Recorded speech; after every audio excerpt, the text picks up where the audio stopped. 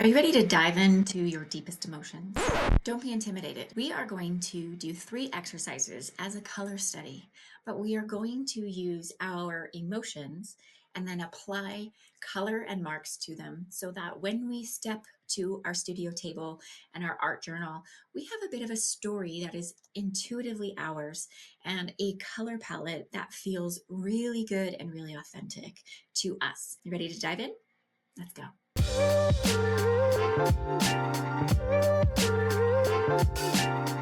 I wanted this first color palette to be extremely intuitive and organic.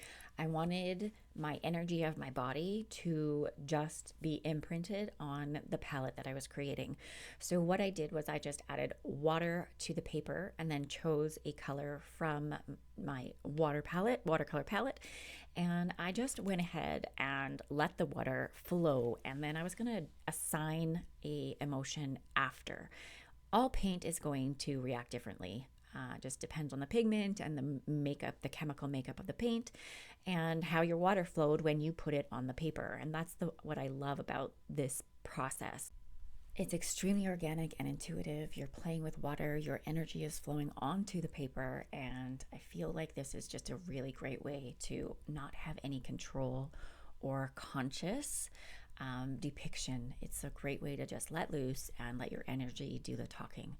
I started adding a couple more different marks here because I knew that I couldn't just have a bunch of blotches on the paper. And the intention here is that if I wanted to go ahead and do a therapeutic art where I wanted to depict these certain emotions that I felt were being trapped in my body, I wanted to have a language of those emotions, so to speak. So that yellow swirl is happiness, that pink jagged edge is confusion, the blue up at the corner is melancholy. So I wanted to make sure that I could tell a story for myself to understand once I had developed my language and my color palette. Every paint is going to react differently. You can see that that black paint reacted really cool with the water. That ultimately becomes my rage area. And I just felt that this was a really great way to let my energy do the talking. Once everything has been put onto the paper, I go ahead and I assign my emotions to it. And then I wanted to go beyond that as a mixed media girly and create some marks that could also be used to tell the story of these emotions. When I work in my art journal as therapy, I really like to have a little bit of structure. So again, if I want to get anger out of me, I will paint that shape, that color, that mark over and over and over again so that I can just get that energy out of my body. And it tells the story and correlates to what I have already sort of built into my brain. So now I feel like I could just end here and have this splatter watercolor palette with me, but I'm going to give you a couple of other ways that you can do this a little bit less complicated, if you will, if you're not a mixed media girly and you want to do something different. I've got another one here coming up next. But this melancholy section, I just sort of went with the flow, the waves. I wanted to add some Zentangling in there just to make sure that I had different concepts and different things that I enjoy recreating. I like doing Zentangles. I've done a little bit recently that sort of gave me the idea for this with these little circles in these little tubes. And I'm just going with the flow, making sure that I experiment. That's really the goal here. Nothing is going to be seen by anybody. This is my art journal. It is just my thoughts and my feelings and my colors all on the pages. Those rocks are an emotion. Like I cannot shake the rocks that are in my body. And sometimes the blues feel heavy like rocks and you just can't get rid of them. That's what I ultimately felt when I looked at this. Now we're going to move on to my mellow section. This color reminds me of the color of the ocean, and this Zentangle shape is something that I often use when I'm trying to calm down, and it reminds me of just being mellow. So that's why I used sort of the waves that I painted intuitively when I started this little blotch. It's just kind of coming into its own in this one. I wanted to make sure to take a moment to mention that as though you're watching this and you're getting ideas, I really want to encourage you to try and not let my ideas inform what you're going to paint. And you'll see in this next example why I'm saying that. So up in the corner there, when I painted this orange splatter, I really thought, oh, that looks like anxiety. And it was informed because it looked like anxiety from Inside Out 2 movie.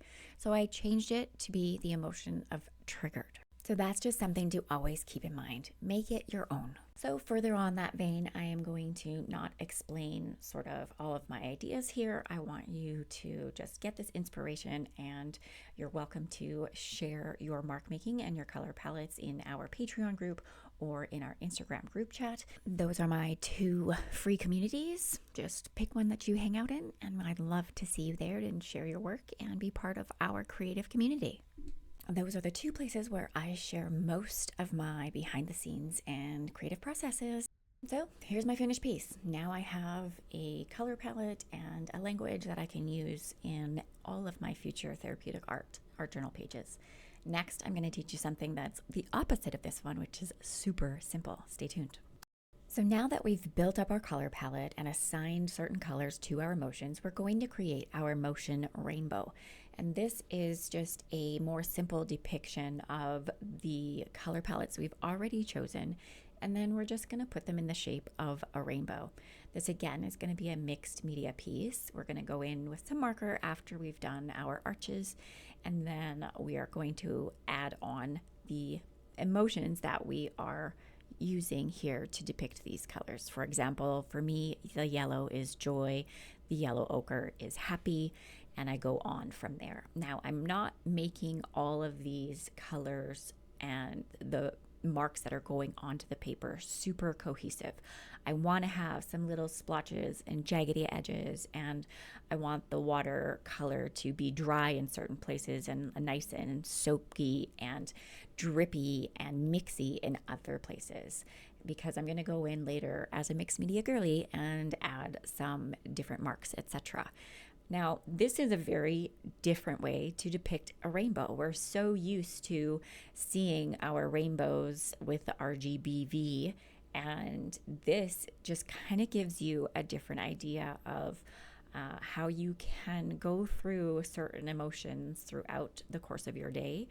And sometimes I think back on this rainbow when I feel like my emotions are kind of going all over the place. And then I think of this rainbow and I'm reminded that, yeah, you can have all of these emotions in one day. And I'm also reminded that emotions last 90 seconds. So just because you might be feeling anxious or you might be feeling sad, it doesn't mean that you have to stay in that state for the entire day. This is your emotional rainbow and the arc of your emotions that you can go through on any day, in any hour, in any week. So you can see how the previous exercise had to happen so that we knew which colors we're going to put onto our rainbow without having to make it look like a typical rainbow. So now I'm going in with my favorite marker for mixed media. It's a Sharpie marker. It gives a really nice line. It goes over good quality watercolors very well. Be careful with some of the watercolors that are super chalky. They're more like a gouache or gouache, and this marker does not go well over them. And so I'm going in here and I am using the organicness of this watercolor to create spikes and loops and jaggedy edges. And again, for me, that is my emotional language. I love the way that watercolor can help evoke emotion in that way. It's loose and it's got a mind of its own, and yet you can help tell a story with it, depending on how you add to it with your mixed media.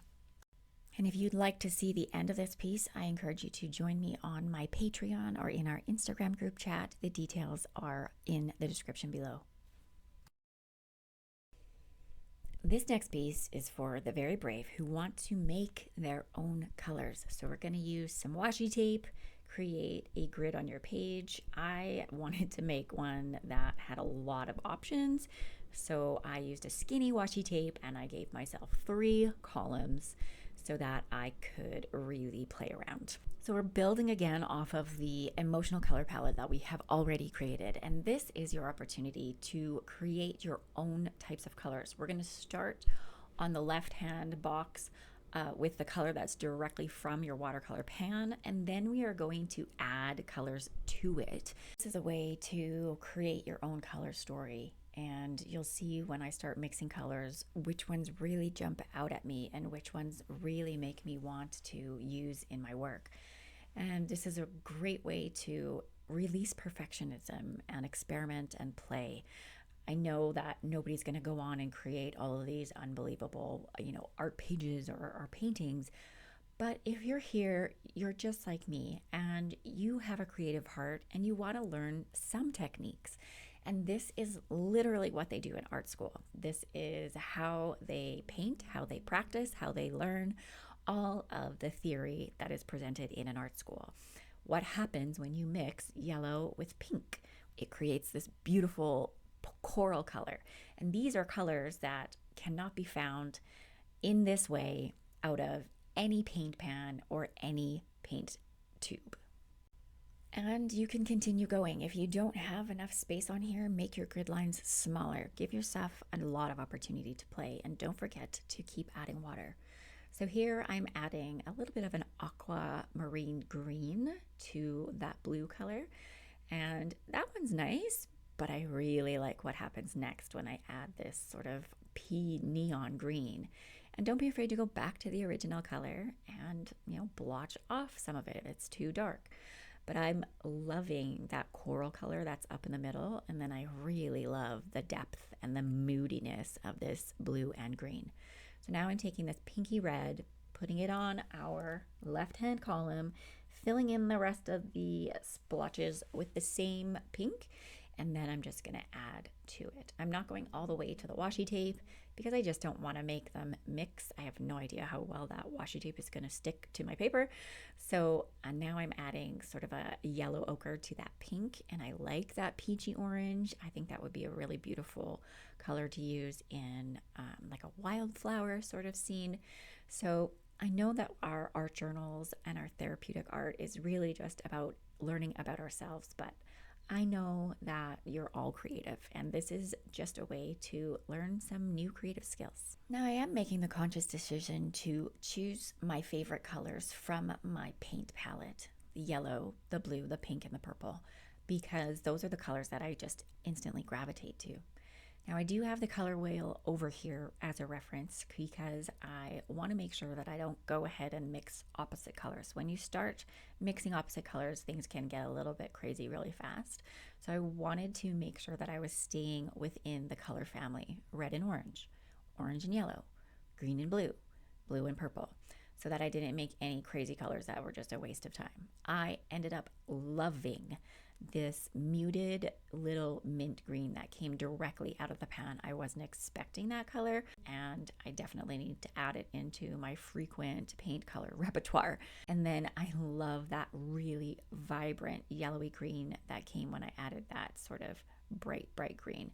So all of the lessons that I have on this channel are to help you create confidence in your creative journey. I know how intimidating it can be to sit down and want to create and then have no idea where to start and not have the confidence in your skills. So this is all helping you to build that confidence so that when you sit down to paint, because you know your mental health needs it, you are less afraid of what to do first and what comes next. I wasn't done playing, so now I'm going in and making these boxes have a quarter or a different half, and I'm going in and adding different colors to that other half because I felt like I just wanted to play some more. So if you know that you want to play a whole bunch, make your grids a little smaller and give yourself lots of space to play.